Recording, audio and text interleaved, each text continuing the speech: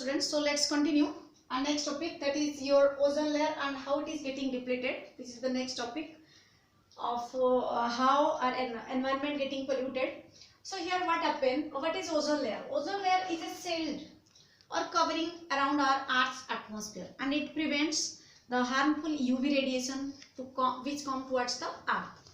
So how nowadays our activity makes it depleting. Depleting means it gets thinning, and due to thinning in somewhere it has holes are found, due to which through this hole the UV ray, which is very harmful radiation of sun, comes to the Earth's surface, and it causes skin cancer and other problems, health problems to human beings as well as animals and plants. Let's see what happened. As we know, the oxygen molecule exists in the form of O2. Oxygen exists in the form of O2, and when UV ray falls on it, it breaks into O and O. Here, when oxygen, one molecule of oxygen combines with two molecules of oxygen, then ozone is formed. This is called ozone. As I have told you, that it forms a shield or layer around the Earth's surface and protect us like our ceiling. If we have no roof on our head, then what will happen? Then we will suffer from rain, heat, etc., etc. Like this, the ozone is also acts a protecting roof for us or for the whole organism living inside the Earth. So how our activity is responsible for ozone hole? So main gas here is responsible, that is called CFC, chlorofluorocarbon. Chlorofluorocarbon.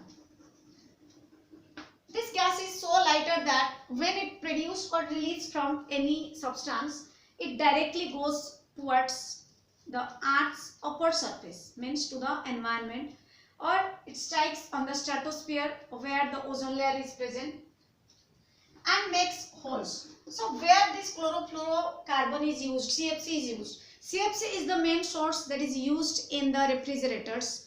This is used for cooling agents, AC, refrigerator, body spray, perfume, which we use, shaving gels, etc.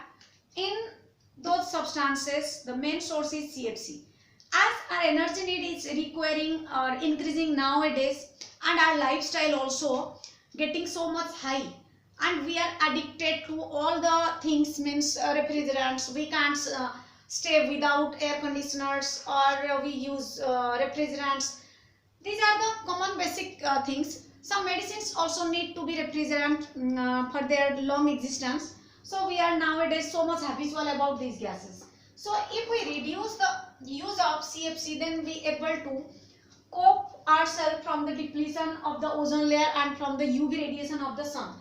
That's why in 1987, remember the year 1987, United Nations Environment Program completely banned the use of CFC, but this was not possible, due to which some other sources are developed or invented which are used instead of CFC, like your HFC, hydrofluorocarbon. Nowadays hydrofluorocarbon is found to be harmful, so this is also removed. The newly formed instruments or newly the refrigerants that are both lacks CFC and HFC. So now the science is so much developed that we are trying to decrease or completely prevent the use of CFC. Let's see in future what happen. But now the thing which are under control, we can by the help of our organization or the World Health Organization, we can control the use of these things.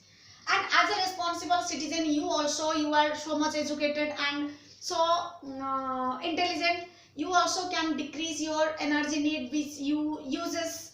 Like energy need means here I am using telling you about the use of CFCs or other cooling reagents. So let's see how UNEP, United Nations Environment Program, passes a law to decrease or to use less amount of CFC. So next, here you must you must understand what I told you. Ozone layer. Ozone layer is a shield that covers the Earth's atmosphere and prevents from the UV radiation to the organisms that live on the earth. And in 1987, UNEP, United Nations Environment Program, has reduced the use of CFC, and ozone is known as O3. When oxygen UV ray falls on oxygen, then it breaks oxygen molecule into O, and when two molecules of oxygen added with one molecule of oxygen, that is form ozone. So next topic of today is your managing the garbage we produce. So as we know, the garbage in our houses and in outside the house, in school, in hospitals, anywhere, in other institutes, other places, public places, private places. So the garbage is produced is of different types. So how we can able to manage this? How garbage can be managed? How garbage can be managed? As we know, we are producing the garbage. We can differentiate into two types. One is solid garbage, one is liquid garbage. Again, solid garbage can be divided into biodegradable and non-biodegradable. So solid and liquid. Again, solid can be divided into biodegradable and non-biodegradable. So biodegradable can be used for preparing manure, whereas non-biodegradable can be either recycled, reused, or your refuse. Nowadays there are not 3 R's, there are 5 R's: reduce, recycle, reuse, repurpose, etc. We will study about this R's, 5 R's in our next chapter. For now, we can see that two types of garbages are produced and how we should manage it. We can use the biodegradable garbages to form manure and use it in the crop field instead of chemical fertilizers, and non-biodegradable substances can be given to the garbage collector or to the kabadi wala to make new things from it by reusing it, means recycling it. Or we can also use in our homes to keep other substances like your reuse and recycle. So, and reduce, we can also reduce the use of non-biodegradable substances. As we know, they are polluting our environment so much. They secrete chemicals. When we burn, they produce harmful gases. So this is our responsibility to control the amount of non-biodegradable garbages that we produce. So here another interesting topic comes, that is disposable cups in trains. Disposable cups in trains. As we know, in India more than 50,000 trains daily runs to different places. So a large number of passengers travel through it.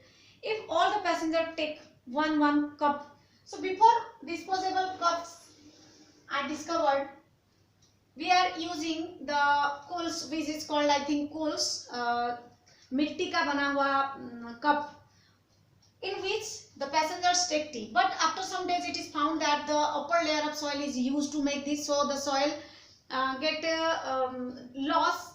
The soil is getting lost its fertility. So this was banned. Now after that, plastic cups are come, and it is seen that the plastic cups also harm the environment, or the domestic animals, the browsers who take this plastic have hazard to their small intestine, and sometimes they also die due to taking these plastic cups. Then last option was disposable cups, which is made of paper. As we know, paper is biodegradable substance, so the cups made up of papers are easily degradable. But here one problem again comes, that these paper cups are made from trees.